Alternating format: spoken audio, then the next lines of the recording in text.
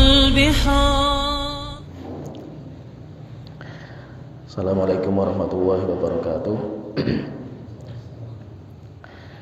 Bismillahirrahmanirrahim. Alhamdulillahirabbil alamin. Wassalatu wassalamu ala asrofil anbiya'i wal mursalin nabiyina Muhammad wa ala alihi wa sahbihi wa man tabi'ahum bi ihsanin ila yaumiddin. Amma ba'du. Saudara jamaah, Bapak jamaah salat zuhur, semoga Allah Ta'ala senantiasa merahmati kita dan mengampuni dosa-dosa kita. Alhamdulillah, kita bersyukur kepada Allah Ta'ala yang masih memberikan kepada kita banyak sekali kenikmatan. Dan kenikmatan yang Allah berikan itu, kalau kita pengen menghitung, jumlahnya sangat-sangat tidak terhingga. Teknologi manusia secanggih apapun tidak akan bisa mendata, menghitung jumlah kenikmatan yang Allah berikan kepada kita. Oleh karena itu Allah Ta'ala berfirman, wa atakum min kulli ma sa'altumuh. Allah telah memberikan kepada kalian apa saja yang kalian butuhkan. Dan Allah ketika memberikan itu gratis, tidak dipungut biaya. Wa in ta'uddu nikmatallahi la tuhsuha. Dan jika seandainya kalian menghitung nikmat Allah, tidak akan bisa kalian menghitungnya. Innal insan la zalumun kafar. Tapi karakter kita itu, karakter manusia itu zalum. Zalum itu kalau kita punya nikmat malah kita gunakan dosa dan maksiat. Dan sifat yang kedua itu kafar, sukanya ingkar. Kita dulu kalau pas lagi butuh sama Allah Ta'ala, kita lagi miskin, kita lagi sakit, kita lagi punya hajat, kita itu kalau minta sama Allah sampai nangis kita itu. Sampai malam kita bangun, sampai puasa, sampai ritual itu kita kerjakan. Kita minta sama Allah itu sampai melas sekali itu. Tapi ketika Allah kabulkan permintaan kita, kita lupa dengan Allah Ta'ala. Akhirnya kita sombong, kita sudah lupa lagi dengan Allah Ta'ala. Sholat malamnya lupa, doanya lupa. Terus kenikmatan malah kita gunakan untuk dosa dan maksiat. Oleh itu kenikmatan yang Allah berikan itu sangat mahal sekali, sangat banyak sekali. Dan kenikmatan yang paling mahal yang Allah berikan kepada kita itu ketika Allah memudahkan kepada kita pintu-pintu kebaikan. Ibadah itu adalah karunia terbesar yang Allah berikan kepada kita. Dunia dan seisinya nggak ada apa-apanya itu. Jadi dunia dan seisinya itu saking murahnya, saking nggak ada harganya, sampai Allah memberikan dunia itu kepada yang Allah cintai dan kepada yang Allah murkai. Orang mukmin kafir semuanya dikasih sama Allah Ta'ala. Bahkan setingkat Fir'aun saja, Fir'aun yang zalimnya kayak apa? Sampai dia mengatakan ana rabbukumul a'la, saya Tuhan kalian yang paling tinggi. Fir'aun pun dikasih dunia banyak sekali, nggak ada apa-apanya Nabi Musa alaihissalam. Kenapa? Karena dunia itu sangat hina sekali, sehingga Allah bagi semua. Tetapi ada kenikmatan yang sangat mahal Allah berikan hanya kepada siapa yang Allah cintai saja, yaitu apa? Hidayah, yaitu amal soleh. Allah tidak sembarangan memberikan. Tetapi kalau dunia semuanya dikasih sama Allah Ta'ala. Saking hinanya dunia itu, Rasulullah SAW itu pernah, beliau ketika mau ke pasar dengan para sahabat, beliau itu melihat ada kambing bangkai mati di pinggir jalan. Setelah itu Rasulullah SAW itu datangi bangkai itu. Kalau di Arab itu nggak bau. Di Arab itu nggak bau. Kita di Arab itu bangkai itu nggak bau sama sekali. Sehingga kita biasa mandi itu di sana ya paling 2 kali sekali, 2 hari sekali. Itu kenapa? Karena nggak bau sama sekali, nggak ada bau badan di sini. Bangkai pun nggak bau sama sekali. Beda sama di Indonesia. Di Indonesia itu karena lembab, baunya luar biasa itu. Keringat kita saja Masya Allah bangunnya itu. Tikus mati saja nggak tahu di mana matinya itu, bangkainya nggak ketemu itu, rumahnya bau. Satu rumah bau semua itu. Nah kalau di sana enggak. Maka Rasulullah datangi bangkai itu. Rasulullah tanya sama para sahabat, siapa di antara kalian yang pengen membeli bangkai ini dengan 1 dinar?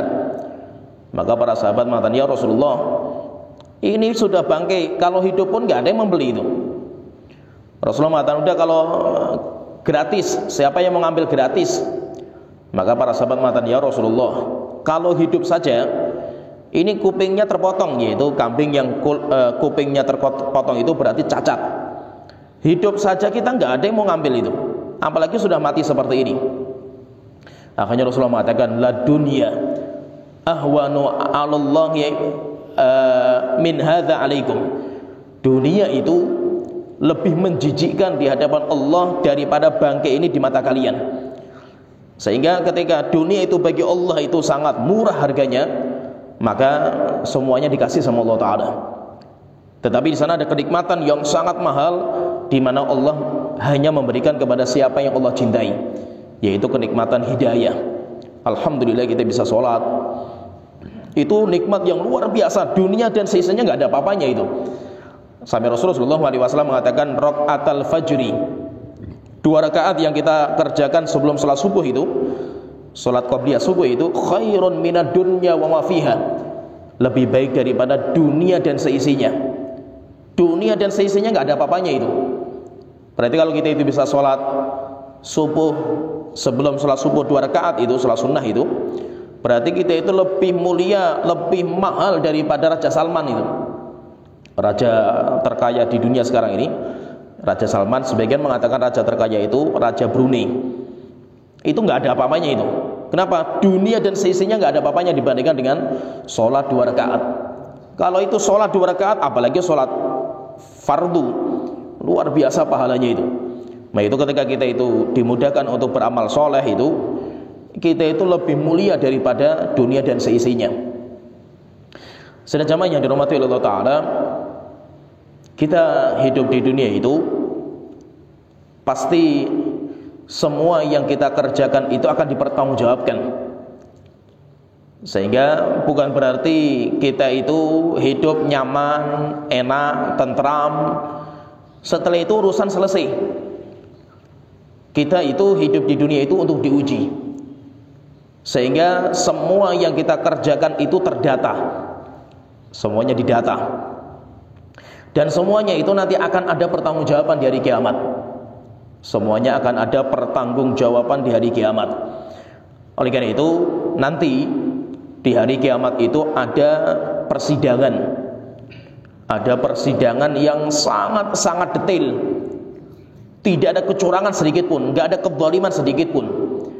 Yaitu pengadilan di mana Allah sendiri yang akan menjadi hakim. Sehingga tidak ada kezaliman sama sekali. Maka kalau seandainya kita sekarang di peradilan manusia itu penuh dengan kecurangan, penuh dengan keadilan, penuh dengan kezaliman, maka kita sabar. Jika seandainya pun kita terzalimi itu sabar, karena tidak akan terluputkan bagi Allah Ta'ala. Nanti akan ada persidangan yang penuh dengan keadilan, sehingga siapapun yang terzalimi, walaupun cuma sedikit kezaliman, itu nanti akan ada peradilan. Oleh karena itu terkadang memang di dunia ini Allah itu membiarkan orang-orang zalim. Bahkan bukan dibiarkan, bahkan dikasih sama Allah Ta'ala itu. Semakin dia zalim, semakin rezekinya ditambah. Semakin dia zalim, semakin jabatannya dinaikkan. Semakin dia itu curang, semakin wibawanya diangkat di hadapan masyarakat. Tetapi kita sabar. Kenapa? Karena nanti akan datang hari di mana kezaliman semuanya akan diselesaikan. Sampai Allah Ta'ala berfirman, wala tahsabannallaha ghafilan amma ya'maludz zalimun. Kalian jangan pernah merasa, menganggap Allah itu lalai terhadap perbuatan orang zalim. Ini ada orang zalim, ada orang yang rusak, tapi kenapa kok diangkat di masyarakat itu? Kita yang dizalimi seperti ini, kenapa kita itu semakin rendah martabat kita itu? Sabar. Bukan berarti Allah itu nggak tahu. Allah faham sekali kejadian kezaliman itu. Maka Allah Ta'ala mengatakan, innama nuakhiruhum liyaumin taskhasu fihi al-absar. Memang sengaja kami akhirkan, kezaliman mereka itu, sampai nanti datang hari di mana mata-mata mereka itu semuanya ketakutan. Disitulah nanti akan diselesaikan urusan sama Allah Ta'ala. Oleh itu terkadang ada orang yang di dunia ini, orang yang zalim, orang yang berbuat dosa dan maksiat, malah rizkinya ditambahkan sama Allah Ta'ala, umurnya diperpanjang sama Allah Ta'ala, sehatnya diberikan kesehatan. Kenapa seperti itu? Karena istidraj.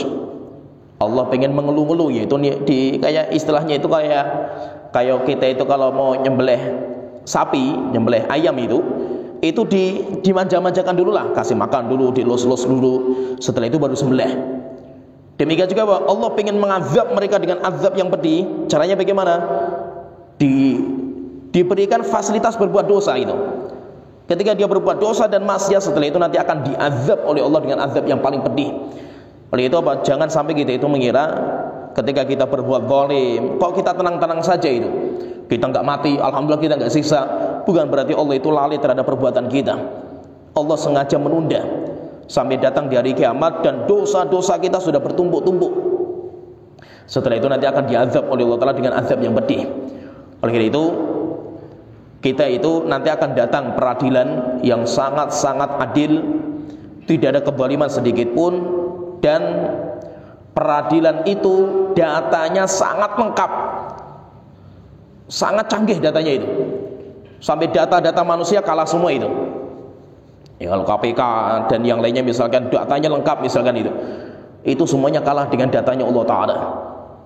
Allah itu menciptakan diri kita dan semua kita, termasuk saya, termasuk bapak-bapak semua, hatta Nabi Muhammad SAW, setiap kita itu, kalau kita lihat ya, setiap kita itu Allah itu menciptakan 6 makhluk yang menyertai setiap kita. Jadi kita kemana saja itu nanti ada 6 makhluk itu. Diri kita itu ada 6 makhluk yang menyertai kita itu. Cuma kita nggak sadar karena kita nggak tahu itu, karena itu masuknya alam ghaib. Jadi ada 6 makhluk yang menyertai kita. Yang pertama, makhluk yang menyertai kita dan semua orang pasti ada, hatta Nabi Muhammad itu. Yang pertama itu 2 malaikat yang tugasnya mencatat, yang di kanan dan yang di kiri. Namanya kiraman katibin. Namanya kiraman katibin. Allah Ta'ala berfirman, idh yatalaqqal mutalaqiyani 'anil yamini wa 'anil shimali qa'id. Ingat, setiap kalian itu ada 2 malaikat yang duduk di kanan dan di kiri, yaitu kanan kita, kiri kita. Ma yalfidhu min qaulin illa ladaihi raqibun atid. Tidaklah kita mengatakan sebuah kalimat satu saja, kecuali 2 malaikat ini raqibun atid. Raqib mengawasi, atid hadir kemana saja kita berada. Sehingga 2 malaikat ini tugasnya mencatat apa saja yang kita kerjakan. Dan namanya bukan raqib atid. Sering keliru. Jadi nama malaikat yang kanan itu namanya raqib, nama malaikat yang kiri itu namanya atid. Raqib atid itu bukan nama. Raqib atid itu bukan nama, tapi raqib atid itu sifat 2 malaikat itu. Sikapnya yarqubu, raqaba yarqubu, mengawasi. Terus kita mengawal terus, kemudian atadaya tuduh itu duduk, hadir. Sehingga kemana saja kita berada, ngomong apa saja, itu semuanya didata, ditulis. Yang kanan katibul hasanat, pencatat kebaikan. Yang kiri mencatat apa saja yang tidak dicatat sama yang di kanan. Kita misalkan kita baca Quran, lisan kita ngomong kalimat yang baik, Al-Quran, berzikir, dakwah, maka nanti yang mencatat malaikat yang kanan, dicatat, didata. Kalau kita ngomong sesuatu yang tidak baik, dosa, ghibah, dusta, maka nanti malaikat yang kiri yang mencatat. Pertanyaan, kalau kita ngobrol biasa sama teman, enggak dosa dan juga enggak ibadah, ngobrol gimana kabar kamu tadi pagi sarapan apa, kamu gimana, rumah kamu, kondisi istri kamu gimana, ngalor ngitulah, cerita ngalor ngitulah, itu didata enggak itu? Kalau yang itu kan malaikat cuma 2, Sedangkan perbuatan kita itu kan ada yang baik, ada yang buruk, ada yang di tengah-tengah. Tidak baik, tidak buruk. Maka aktivitas kita yang di tengah-tengah itu gimana itu? Maka kita katakan aktivitas yang di tengah-tengah, tidak baik, tidak buruk, maka nanti yang mencatat malaikat yang kiri dimasukkan dalam kejelekan. Kalau ditanya, loh kenapa kau termasuk kejelekan? Karena kita termasuk merugi. Wal asr, kita rugi terhadap waktu kita, di mana kita aktivitas kita nggak mendapatkan kebaikan pahala, maka itu rugi. Maka masukkan ke data yang kiri. Itu nanti bisa dihapus data-data itu dengan kita sholat, kita puasa, itu akan menghapuskan data-data itu. Berarti ada dua malaikat menyertai kita itu, tugasnya apa? Mencatat apa saja wis. Lah, catatan malaikat ini besarnya luar biasa. Kita kalau lihat persidangan itu ya, terkadang itu hakim, jaksa itu membawa bukunya sampai setebel itu. Dan itu menjadi bukti untuk persidangan. Sedangkan malaikat ini datanya berapa? Datanya itu 99 jilid. Buku datanya itu. Dan satu jilidnya itu sejauh mata memandang tebalnya. Itu nanti semuanya akan dibuka sama Allah Ta'ala. Dibuka, dibaca satu persatu sama Allah Ta'ala. Nah, pembukaan buku ini yang dinamakan dengan hisab.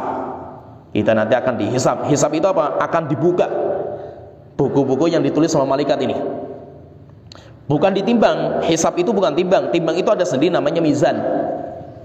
Ya, jadi kalau tahu timbangan amal itu namanya mizan. Kalau hisab itu apa? Hisab itu dibuka, disidang kita sama Allah Ta'ala. Maka nanti ada yang orangnya itu hisabnya ringan. Fasaufa yuhasabu hisaban yasira. Dia nanti akan dihisab dengan hisab yang ringan. Sampai Nabi kita Muhammad mengatakan, Allahumma hasibni hisaban yasira. Tuhanku, tolong saya dihisab dengan hisab yang ringan. Apa itu hisab ringan itu? Dibaca dilewati, baca lewati, baca lewati. Itu namanya hisab yang ringan.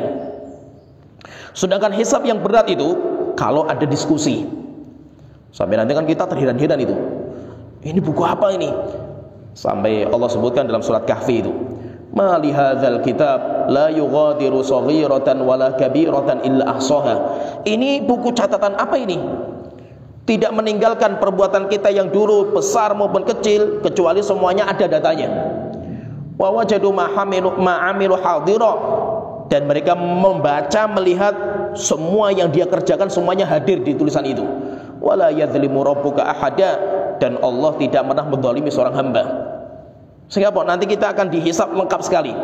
Kalau sampai terjadi diskusi, sampai kita disuruh ngomong, sampai mulut kita ditutup, al yauma nakhtimu ala afwahihim, hari di mana mulutnya dikunci sama Allah Ta'ala. Wa tukallimuna aydihim wa tashhadu arjuluhum bima kanu yaksibun. Dan yang ngomong tangan dan kakinya, sampai kulitnya kita ngomong. Wa qalu li juludihim lima syahidtum alaina. Sampai kita nanti terheran-heran, kemudian kita mengatakan kepada kulit kita, kulitku, ngapain kamu menjadi saksi untuk diri kita sendiri? Maka kulitnya mengatakan, qalu antaqanallahu alladzi antaqa kulla syai'in. Segala puji bagi Allah Ta'ala yang telah membuat saya sekarang bisa bicara. Di mana di dunia saya nggak diizinkan untuk ngomong, tapi sekarang saya bisa bicara. Berarti yang menyertai kita itu yang pertama, dua malaikat tugasnya mencatat. Apa saja yang kita kerjakan dicatat sama malaikat. Kemudian yang kedua, dua malaikat yang tugasnya menjaga jasad kita. Ada dua malaikat. Ada dua malaikat tugasnya menjaga jasad. Sehingga yang menimpa kita itu ya, hanya yang Allah takdirkan. Maka malaikat ini mengawal terus jasad kita ini. Kalau misalkan ada singa mau makan kita misalkan itu, malaikat buka takdirnya. Orang ini matinya dimangsa singa enggak? Kalau tidak, singanya disingkirkan. Minggir, karena orang ini enggak kamu mangsa takdirnya itu. Orang ketika naik motor misalkan ngantuk dia itu, ngantuk keluar dari jalur, depannya kontainer. Maka malaikat buka ini takdirnya matinya tabrakan atau tidak ini. Kalau tidak, dibangunkan itu. Awalnya bangun, tiba-tiba bangun, lihat depannya kontainer, bisa minggir. Tapi kalau dia itu takdirnya mati, dibiarkan, dilus-lus sama malaikat, suruh tidur sampai tabrakan. Sehingga apa? Yang menimpa kita itu hanya yang Allah takdirkan. Apa yang tidak kita ditakdirkan sama Allah Ta'ala nggak mungkin menimpa kita. Terus siapa yang mengawal takdir ini? Dua malaikat ini. Namanya muta'aqibah. Sebagian mengatakan namanya hafadhah. Allah Ta'ala berfirman, lahu mu'aqibatun min baini yadayhi wa min khalfihi yahfazunahu min amrillah. Allah Ta'ala berfirman, setiap kalian itu ada muta'aqibah. Mu'aqibah itu malaikat yang jaganya sif-sifan. Di depan kalian, belakang kalian. Apa yang mereka kerjakan? Yahfazunahu min amrillah, menjaga orang itu sesuai dengan takdir Allah Ta'ala. Sehingga nanti jadi malaikat ini dua, kerjanya sif-sifan. Ada yang jaga jasad kita shift malam, ada yang menjaga jasad kita shift siang. Kapan mereka itu pergantian jamnya itu? Sholat subuh dan asar. Kalau kita sholat subuh, maka malaikat yang menjaga kita malam hari naik ke atas langit, laporan kepada Allah Ta'ala. Malaikat yang menjaga kita shift siang turun, nanti jaga kita sampai sore. Sore kita sholat asar, malaikat siang naik, malaikat malam turun. Dan itu terus setiap hari. Oleh itu kenapa kok sholat terbaik yang kita kerjakan itu subuh dan asar?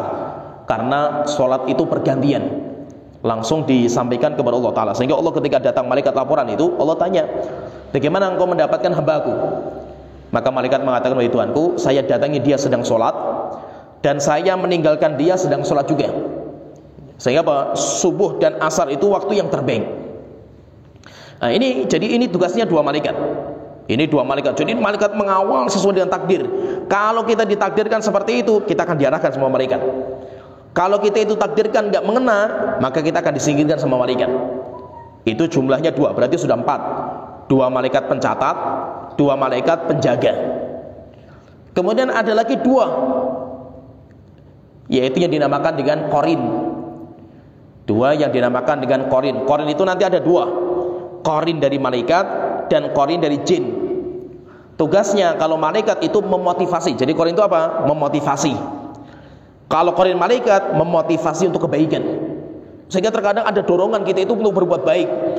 Ketika kita mau berbuat dosa itu ada yang mendorong supaya kita itu jangan mengamalkan itu. Nah, bisikan-bisikan itu namanya korin malaikat. Terkadang kita didorong, dibisiki untuk berbuat dosa dan maksiat itu. Nah, itu yang dinamakan dengan korin dari syaitan. Ya, setiap kita ada. Hatta Nabi Muhammad.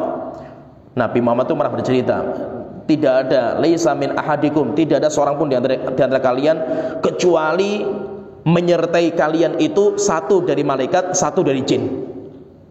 Yang satu mengarahkan kebaikan, yang satu mengarahkan dosa dan maksiat. Akhirnya Rasulullah ditanya, ya Rasulullah, kalau anda punya enggak? Anda punya korin dari jin juga enggak?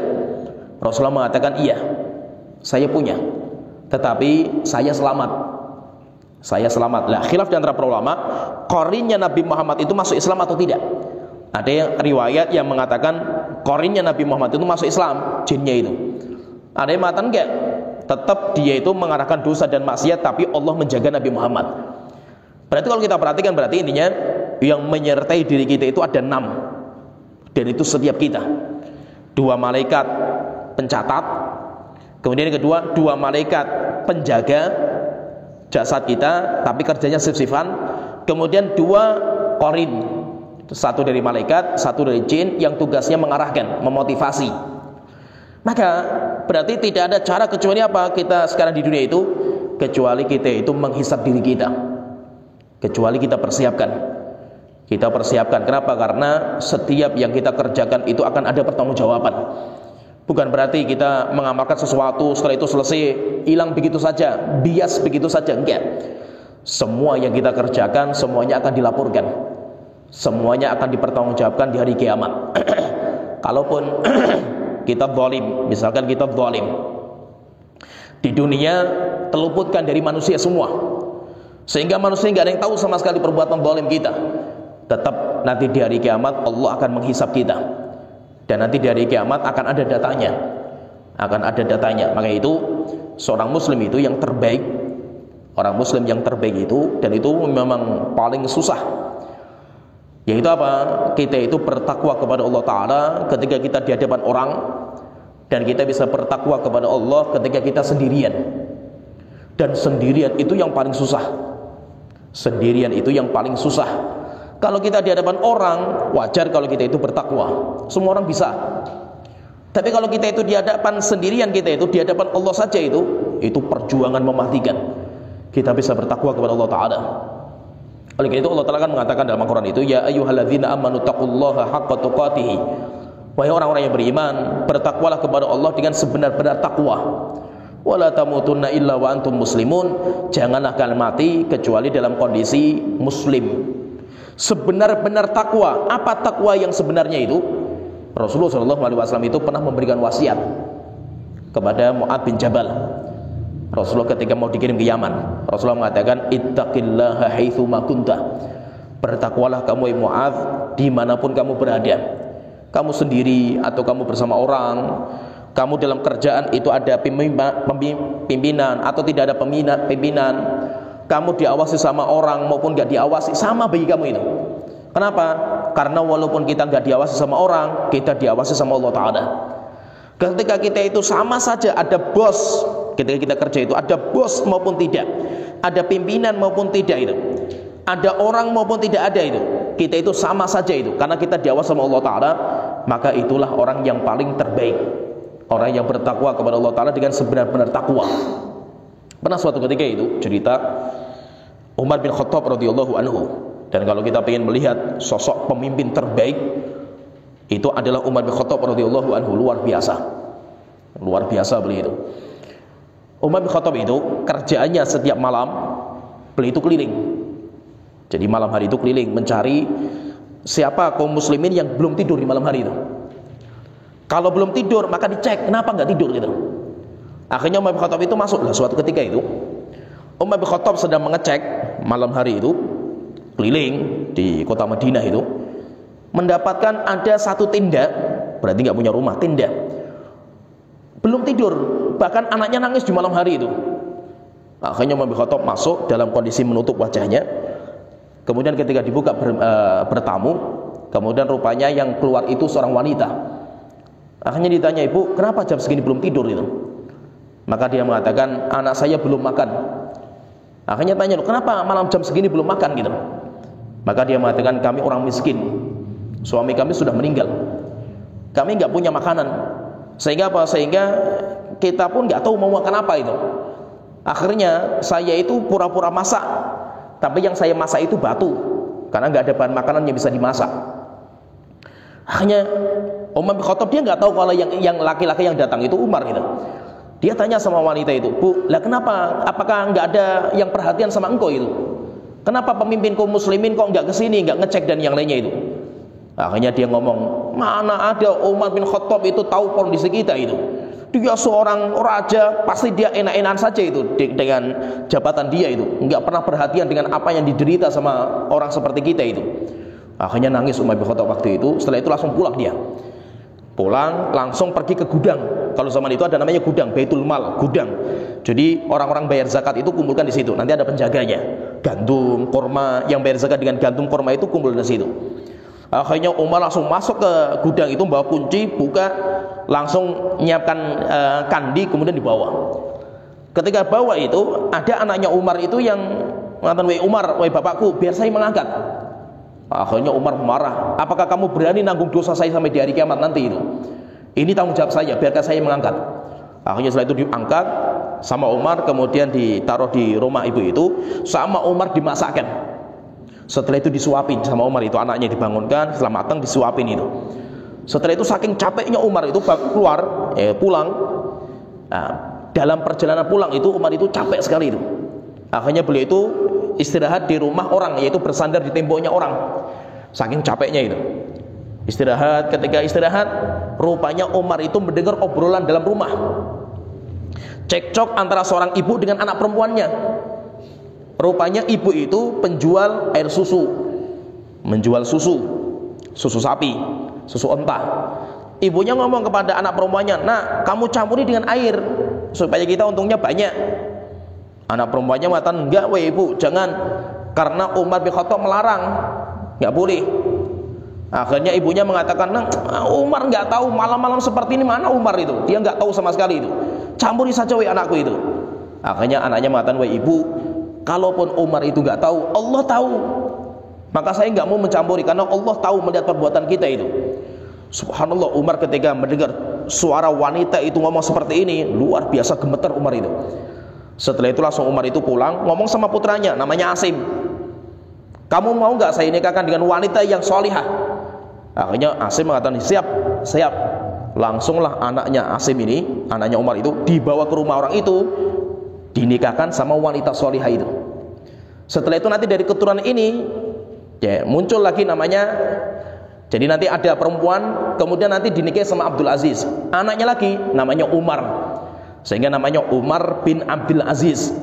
Itu silsilahnya nanti dari wanita itu, silsilahnya dari wanita yang soleh itu. Jadi maksudnya di sini itu intinya, kita perlu mawas diri bahwasanya semua yang kita kerjakan itu diawasi, semuanya diawasi oleh Allah Ta'ala. Walaupun kita sekarang terluputkan, maka tidak akan terluputkan di hadapan Allah Ta'ala. Semuanya akan ada perhitungan dan semuanya akan ada hisab.